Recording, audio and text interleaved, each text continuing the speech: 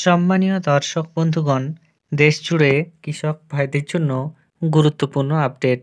আপনারা জানেন, পিএম কিষাণ সম্মান নিধি যোজনায় এই মুহূর্তে একজন কৃষক বৎসরে ৩টি কিস্তিতে ২,০০০ টাকা করে মোট ৬,০০০ টাকা পেয়ে থাকেন।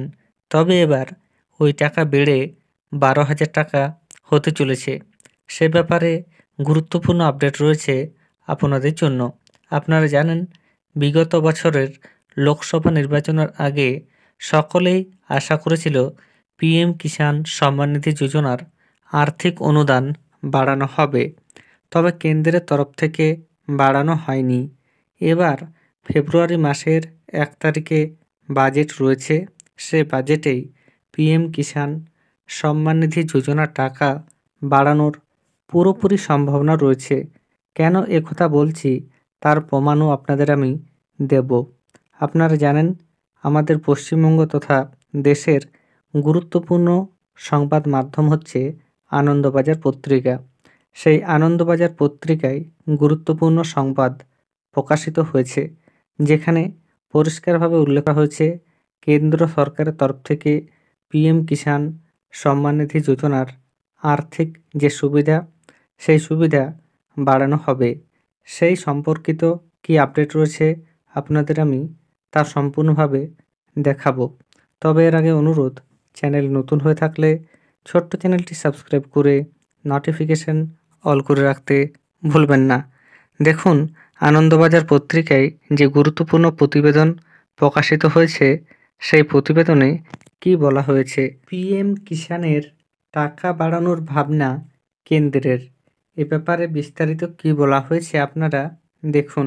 পাঞ্জাব হরিয়ানায় কৃষকদের লাগাতার আন্দোলনের জেরে এবার কেন্দ্রীয় বাজেটে পিএম কিষাণের টাকা বাড়ানো নিয়ে নরেন্দ্র মোদী সরকারের অন্দরমহলে নতুন করে ভাবনাচিন্তা শুরু হয়েছে। সূত্রের খবর, এখন পিএম কিষাণ প্রকল্পে কৃষকদের বছরে ৬,০০০ টাকা করে অনুদান দেওয়া হয়।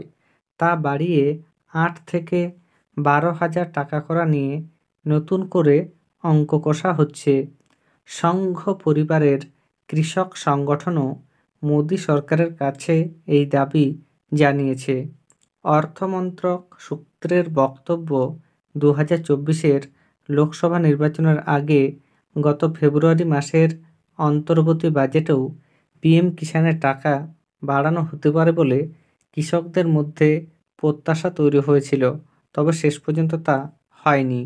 সংসদে প্রশ্নের উত্তরে সরকার জানিয়েছে এমন কোনো প্রস্তাব নেই, কিন্তু পাঞ্জাব হরিয়ানায় যেভাবে কৃষক সংগঠনগুলি ফসলের এমএসপির আইনি গ্যারান্টির দাবিতে আন্দোলন করছে, তাতে কৃষকদের জন্য কিছু সুরাহার দরকার বলে মনে করছে কেন্দ্র।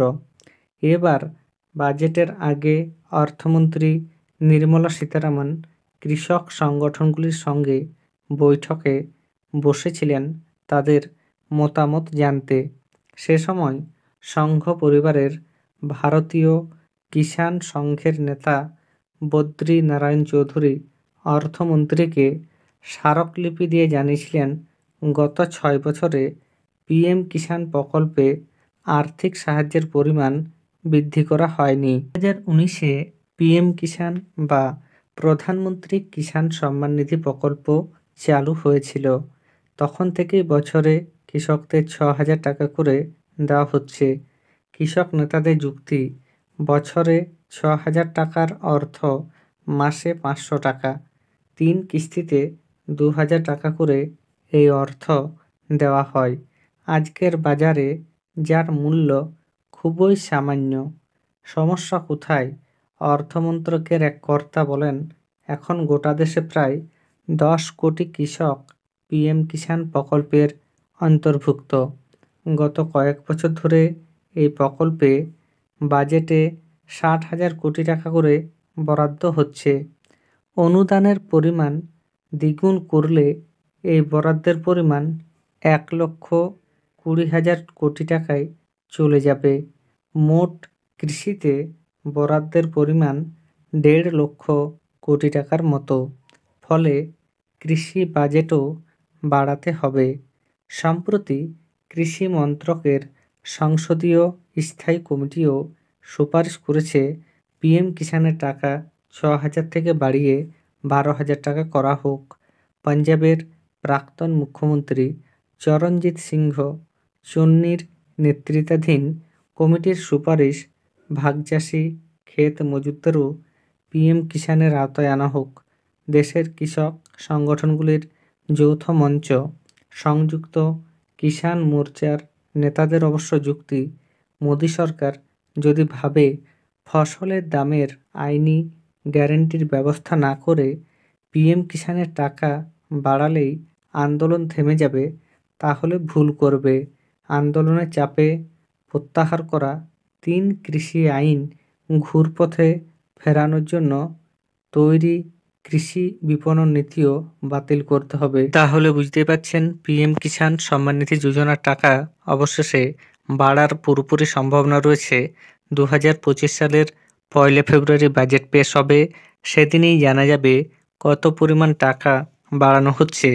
এর পাশাপাশি জানিয়ে রাখি 19তম কিস্তির টাকা আপনাদের অ্যাকাউন্টে জানুয়ারি মাসের শেষ দিকে বা ফেব্রুয়ারি মাসের প্রথম দিকে দেওয়া হতে পারে বলে খবর।